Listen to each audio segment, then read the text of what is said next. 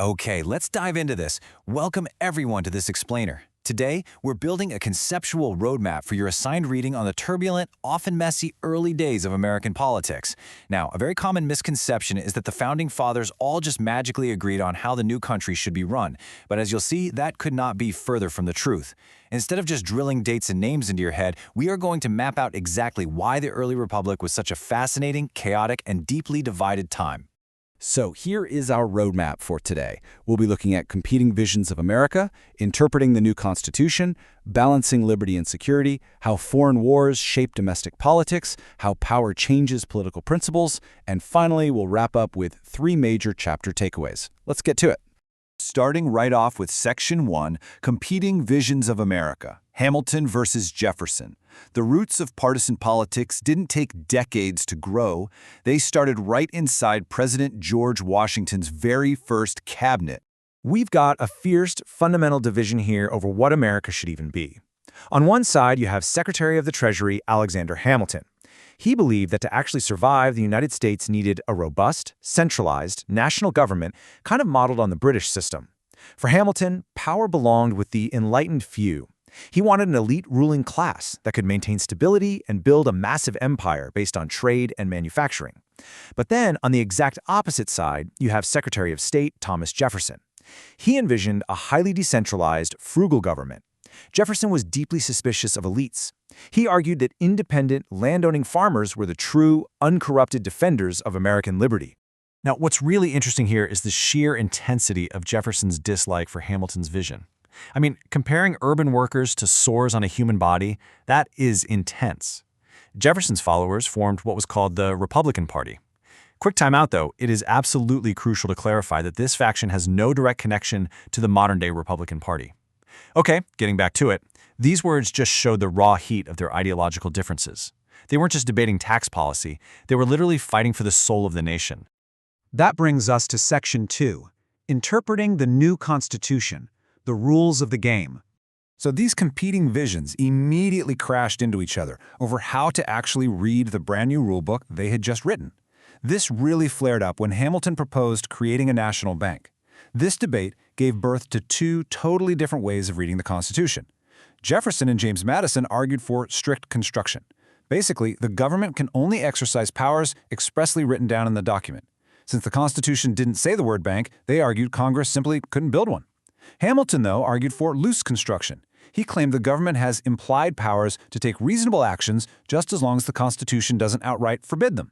And this matters because it established the fundamental legal battle over federal power that, honestly, still resonates today. This conflict quickly spilled over into the nation's finances. Hamilton wanted the new national government to assume, meaning take on, an estimated $26.6 million in state debts left over from the Revolutionary War. That's a staggering amount of money for a brand new country.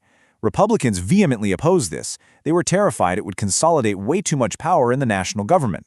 Ultimately, it took a famous closed-door dinner-table compromise to get it passed. Southerners agreed to swallow Hamilton's financial plan, and in exchange, Hamilton agreed to move the national capital down to the south, which gave us Washington, D.C. Moving on to Section 3, Balancing Liberty and Security, the Crucible of Crisis. As this new federal government tried to raise money and keep order, it sparked massive arguments over exactly how much federal power was simply too much.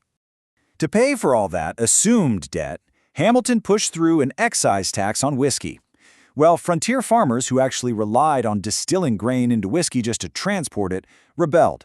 They cited taxation without fair representation, which, sounded an awful lot like the rhetoric from the revolution they had just fought.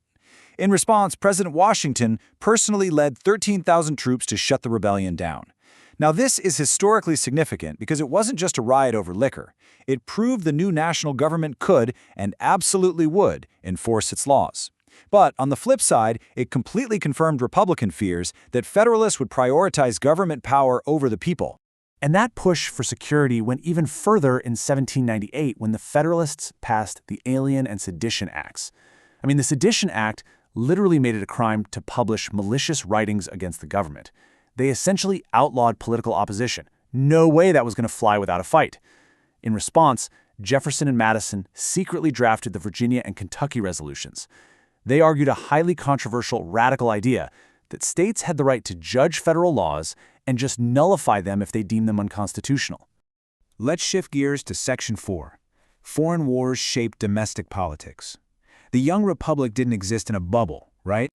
Notice how these events connect. The French Revolution kicked off a massive, messy, global war between France and Great Britain. America was forced to somehow navigate this, and it deeply, deeply divided the country. Federalists favored Great Britain. They valued their trade and economic stability. Republicans favored France, seeing them as sister revolutionaries fighting for liberty. Every single treaty and diplomatic move, like Jay's treaty with Britain, caused just explosive domestic outrage from whoever the opposing political faction was. That outrage really peaked during the XYZ affair, where French agents had the audacity to demand a bribe just to even speak with American diplomats. This bombastic slogan, "Millions for defense, but not 1 cent for tribute," spread like wildfire and rallied Americans against France. The Federalists used this massive wave of anti-French anger to drastically expand the American Army and Navy, which led right into an undeclared quasi-war at sea. All right, one of the most important ideas in this entire chapter is Section 5, Power Changes Political Principles. This is the narrative climax, really, because it shows the sheer irony of what happens when these deeply ideological factions actually get their hands on ultimate power. Check out how these ideologies completely flip-flop when the factions swap places. When Republicans were out of power, they were the ultimate champions of strict constitutional limits and states' rights, but when they took the presidency, suddenly they embraced implied powers and sweeping federal enforcement. And the Federalists did the exact reverse. When they were in charge, they built this massive, strong federal authority, but the second they lost the presidency, they suddenly became the loudest champions of states' rights, even threatening secession. Both sides just completely abandoned their strict foundational principles once they held the presidency or felt threatened by the opposition. And this brilliantly illustrates the point. Thomas Jefferson basically built his entire career arguing the president couldn't do anything not explicitly written in the Constitution. Yet, when France offered him the Louisiana Territory, he totally used Hamiltonian implied powers to buy it. Actually, the irony gets even better. It was Hamilton's financial system that enabled Jefferson to borrow the millions of dollars from European bankers to make the purchase in the first place. Later on, Jefferson even deployed federal gunboats against American citizens without due process to enforce his pretty disastrous Embargo Act. The Federalists flipped just as drastically, for sure. During the War of 1812, New England's trade was completely ravaged, so 26 Federalist politicians met at the Hartford Convention. Now remember, these were the exact same people who previously passed the Alien and Sedition Acts to crush states' rights. Now, they were demanding state protection from federal overreach, practically adopting Jefferson's old nullification doctrine. But because they did this right as the war was ending, it made them look incredibly treasonous to the rest of the country, which effectively destroyed the Federalist Party forever. Okay, this brings us to our final synthesis in Section 6, 3 major chapter takeaways.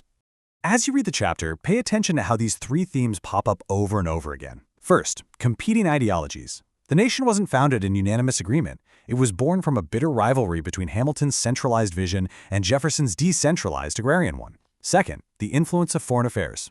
Global politics wasn't just background noise. Conflicts between Britain and France actively fueled domestic partisan hatred here at home. And third, the irony of power. Watch how both political factions continually bend the Constitution and abandon their stated principles the second it suits their immediate political needs. So the crucial point to consider as you go through your reading is this: which faction's vision, Hamilton's entrepreneurial empire or Jefferson's agrarian democracy, ultimately shaped the America we live in today? Keep that question rolling around in the back of your mind as you read the textbook chapter and explore the incredible, chaotic events of the early Republic. Thank you so much for joining me on this explainer, and happy reading.